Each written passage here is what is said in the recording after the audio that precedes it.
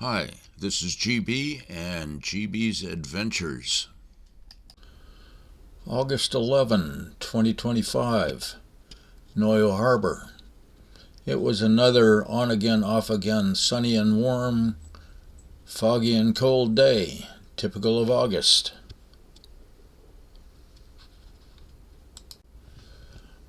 There were lots of trucks parked in the South Harbor by the boat basin, the assumption being that means there's a lot of boats either in the basin or out fishing.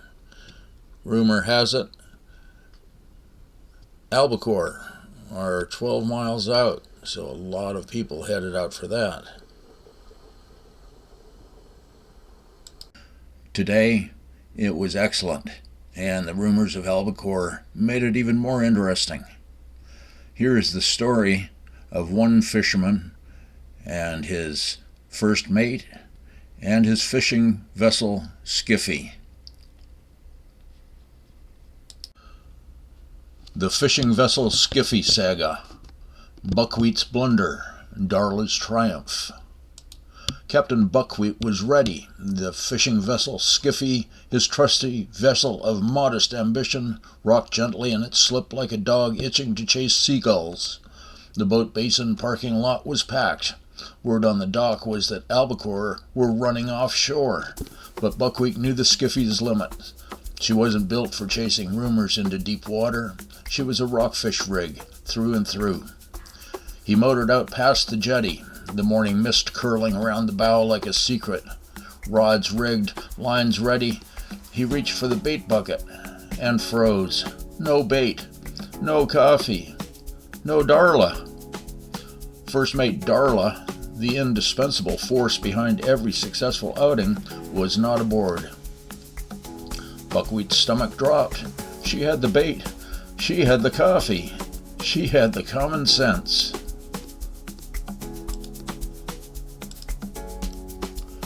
Captain Buckwheat spun Skiffy around like a man who just remembered he left the stove on.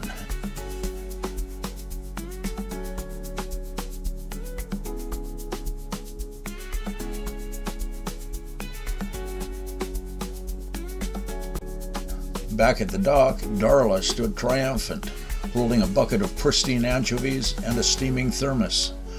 She'd been haggling with old man Crenshaw, the bait vendor, who'd measured quality by how many scales stuck to his palms. Darla had out-talked, out-glared, and out-bargained him until she had the best bait in the basin and a discount. Buckwheat sheepishly pulled up. Darla climbed aboard without a word, handed him the coffee, and gave the bait bucket a proud little pat. As they motored out to their favorite nearshore spot, Darla settled into the passenger seat like a queen on her throne and began her lecture. "Leaving without your first mate," she said, sipping her coffee, "is like sailing without a rudder, or bait, or brains." Buckwheat kept his eyes on the water, nodding like a man who knew better than to argue. "You think the fish are going to jump into the boat out of pity?" she continued. "You think the coffee brews itself? You think anchovies negotiate their own price?"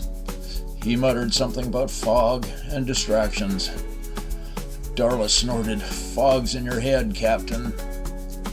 By the time they reached the spot, Buckwheat was thoroughly humbled, Darla was thoroughly caffeinated, and the rockfish were practically lining up. The jigging was relentless. Buckwheat worked the rod like he owed it money. Darla, smug and steady, whispered encouragement to the fish.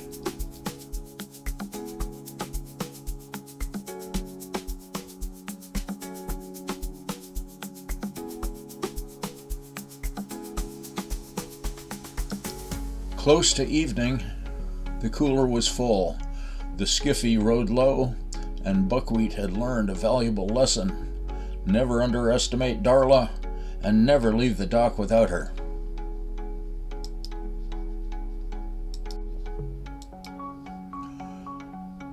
Epilogue. The ocean doesn't keep score. It forgets the bait buckets left behind, the coffee spilled on deck, the lectures echoing across the chop, but the crew remembers. Weeks passed and the skiffy kept to her rhythm. Early launches, late returns, the occasional miracle catch. Buckwheat grew quieter at the helm, a little more deliberate. Darla, ever steady, kept her thermos close and her expectations realistic. They didn't talk much about that morning. No need. The lesson had already settled into the bones of the boat. From the bluff above the cove, you can sometimes spot the skiffy tracing her familiar arc along the kelp beds. A small vessel, a stubborn captain, and a first mate who never forgets. No fanfare, no legend, just two people in a boat, doing what they do, and somehow that's enough.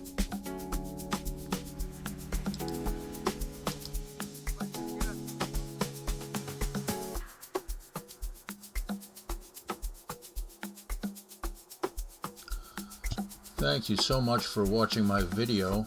You know that you can subscribe for free, and it really helps me out. Please just click on my picture to subscribe.